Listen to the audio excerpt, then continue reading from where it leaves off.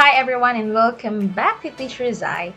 For today's episode, discuss na po natin yung TRF for highly proficient teachers or yung ating mga master teachers 1 to 4. So, simulan po natin dito sa ating Objective 9. Assist colleagues to design, adopt, and implement teaching strategies that are responsive to learners with disabilities, giftedness, and talents. Okay? So, ang ating prompt 1, this is the observation notes form accomplished for the observation in the class of teacher Emily. The observer notes that all learners must receive the same activity and no differentiation must be applied for advanced learners. Ayan. So, ito po yung sample na observation form para kay teacher Emily.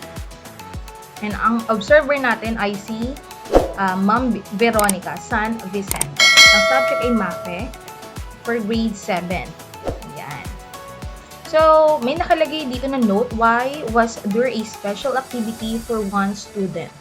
There must be a uniform measure of students' success. Therefore, there must be no differentiation in what the student do, even if the teacher claims that this student is advanced in terms of artwork compared to his classmates. Okay? So, let's do the following question. Ito na po. So, in the context of addressing the gifted learners, do you agree with the note of the observer? Ayan. Then, we are going to write po our own reflection about this. So, ulitan lang po natin. Ayan. So, tayo po as MT, we are tasked to observe our teachers po. And also, give coaching and mentoring po. Ayan. So, ang sinabi dito ng kanyang observer ay dapat isa lang daw yung activity para sa lahat ng student.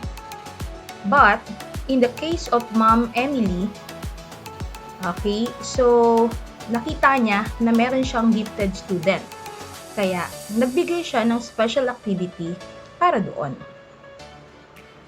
Ayan. So, let us define first, ano ba yung mga gifted student na to?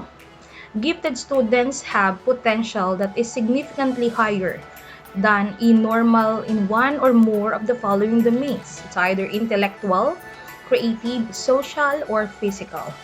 So, in order to reach their full potential, they require services and activities not normally given by the school.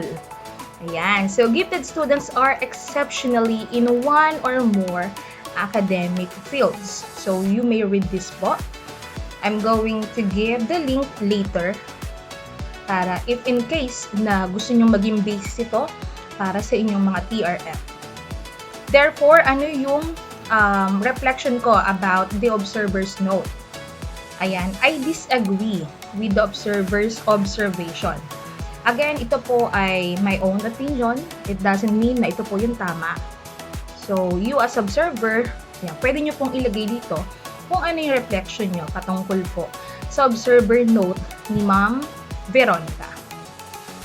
Okay, so nakalagay po yung next kong explanation. If you want to encourage gifted students in your classroom, you must make an effort to understand how they think and learn about the various challenges they confront. Okay po. So, ito po yung iba pang aking mga sagot. So, we can encourage talented students to bring reading materials or assignments from home. Actually, mas maganda nga po kung magbibigay pa tayo ng activities, hindi lamang sa mga gifted or talented students, but also dun sa mga normal students. But of course, para mas ma-enhance natin yung mga talented students at hindi sila masyadong maboring sa mga regular activities, iba po yung activity nila. Again, that is just my stand. And based on my research, talaga pong iba yung activities na ibinibigay dito sa ating mga gifted students. So, nakalagay dyan, you improve the capability for gifted students. This could be more difficult numbers in math assignment, a more difficult material to read, or a second component to any assignment.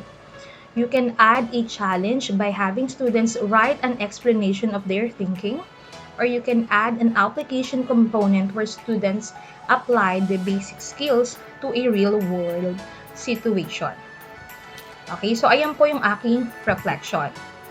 Next, based on your reflection, design a learning action cell plan to assist your colleagues in designing, adopting, and implementing teaching strategies for gifted learners.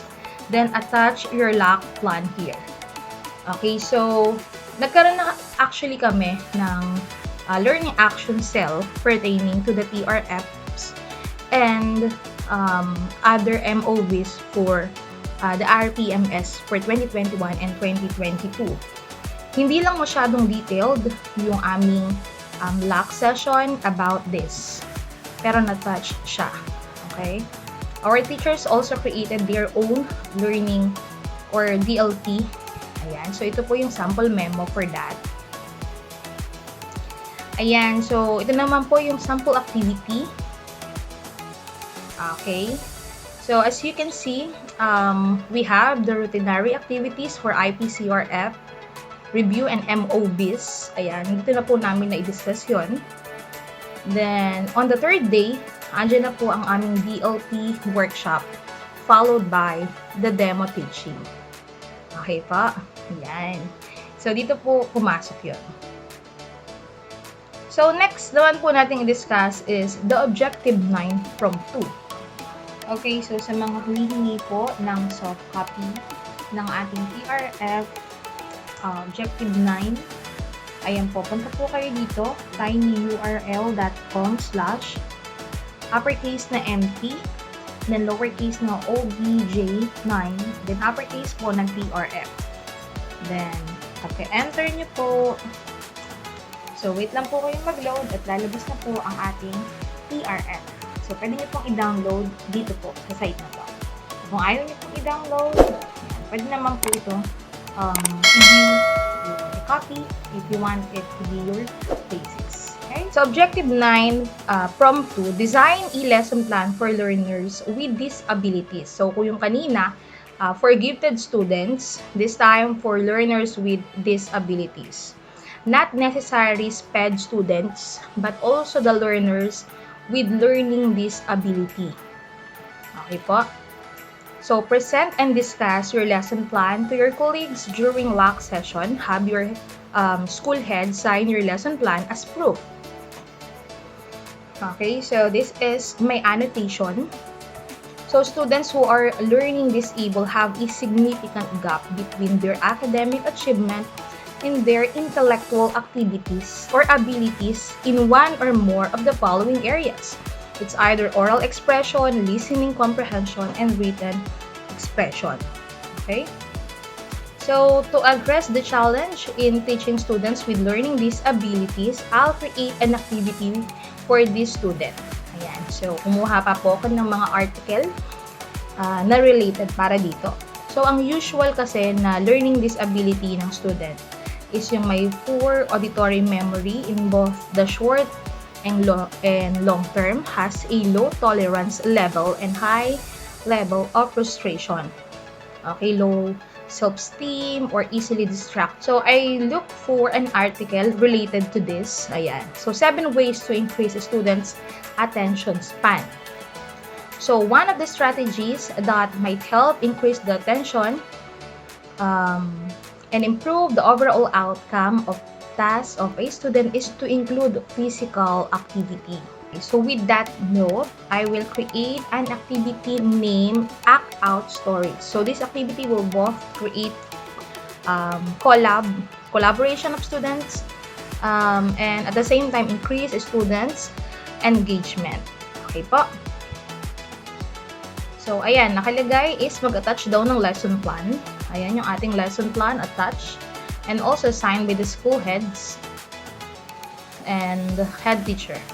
So, for the sample activity, so direction, form a group of 2 to 3 students, create and act out stories about the work of a programmer or an IT people inside the company since computer po yung aming subject. Create a sample scenario that will show the importance of an IT people in an organization. Next is unleash your acting skills in this activity. Ayan ha, meron tayong act out. Imagine pag naka-group activity talaga, imposibleng mawala yung focus kasi there is someone reminding them what to do. Diba? Tsaka enjoy talaga pag group activity. So, ayan, ito ay parang role-playing game or role-playing activity. So, at least 3 members. Kasi pag 4, ang mangyayari, nag-uusap yung dalawang student at wala na silang magagawa by pair. Unlike pag 3 students, ayan, diba? Once na nag-uusap to, may iwang isa, kaya kakausapin sila. Alright? So, kailangan din po ilagay yung task at naglagay po ako dito ng sample rubrics. Okay? So, ayan po ay ang ating Objective 9, Prompt 1 and 2. Kung nakatulong sa inyo ang vlog na to, don't forget to hit like, subscribe, and ring the bell button para lagi kang updated sa mga posts ko. Thank you!